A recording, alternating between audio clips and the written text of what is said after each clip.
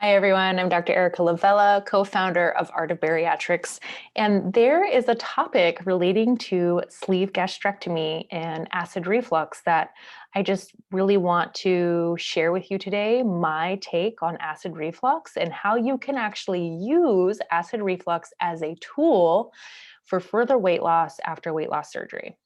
So in front of me on our screen is a picture of a sleeve gastrectomy. And how I explain it to all my patients coming in for weight loss surgery is that we take a stapler at the bottom of the stomach and we narrow the stomach from bottom all the way to the top. And this light pink portion is what we end up removing. That is the excised portion of the stomach is permanently gone. And we tell our patients getting ready for surgery that is really important that you minimize the amount of fluids you drink right before a meal.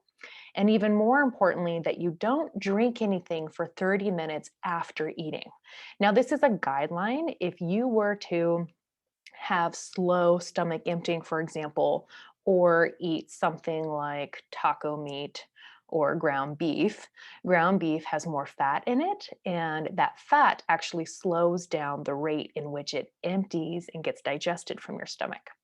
So take all this into consideration, use this as a guideline. You really want to be able to.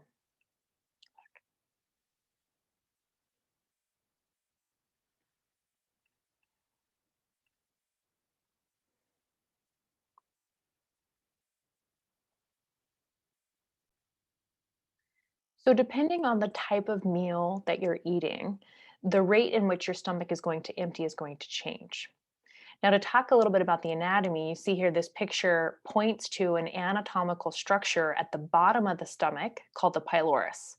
The pylorus is hormonally active, and depending on how much protein or fat you've just eaten, that is the tighter closed the pylorus will be.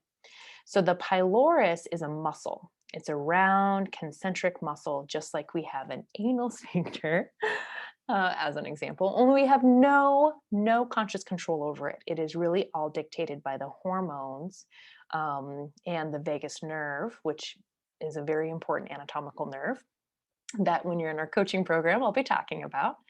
But so this part of digestion is really important. And after a sleeve, because you still have this intact pylorus and because your stomach is so much more narrow than it ever was, it is incredibly easy to overfill such a small space against a tight pylorus and need that pressure to be relieved somehow.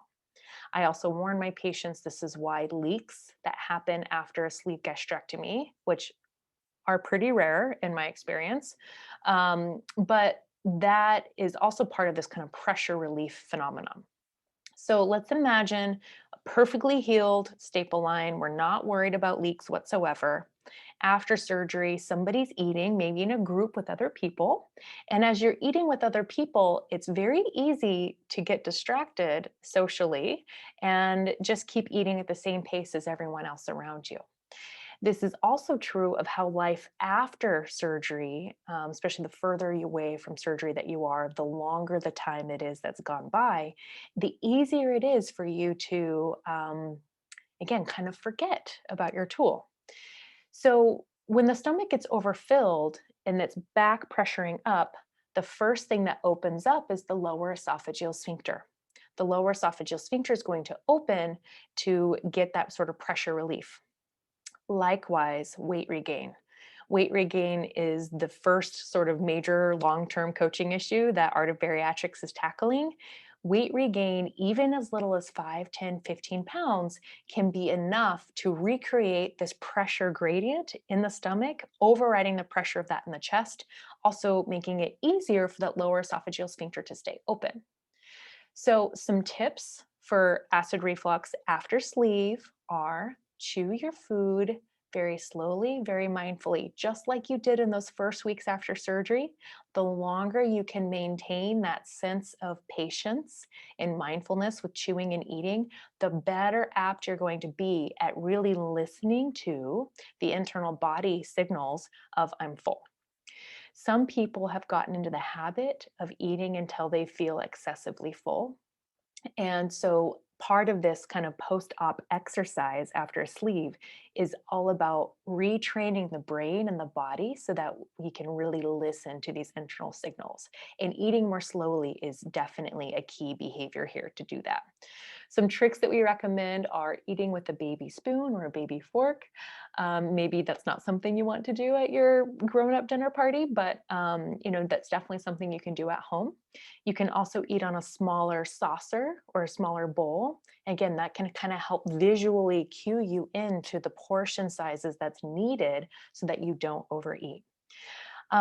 Likewise, on the same vein as overeating, it's incredibly important that you're also um, being mindful not to drink and eat at the same time. So just like if that pylorus is tight at the bottom, over you're eating and then putting fluid on top of it, you're just going to really increase again that pressure on the inside, overfill it, and open up that lower esophageal sphincter. So that's why it's important to wait that 30 minutes at a minimum after eating, and sometimes even a little bit longer, or just continue to slowly sip. Slowly sipping your water.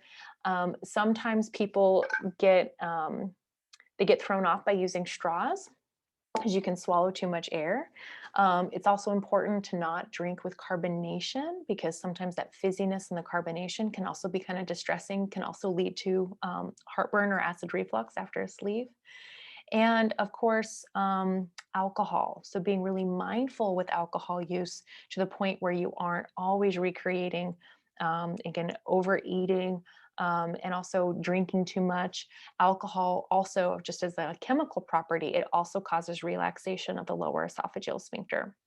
So I hope you enjoyed this explanation, and I hope you enjoyed these tips. And again, working with us with Art of Bariatrics, if you have heartburn, um, losing even just a little bit more weight, again, we can help you with that in our coaching program.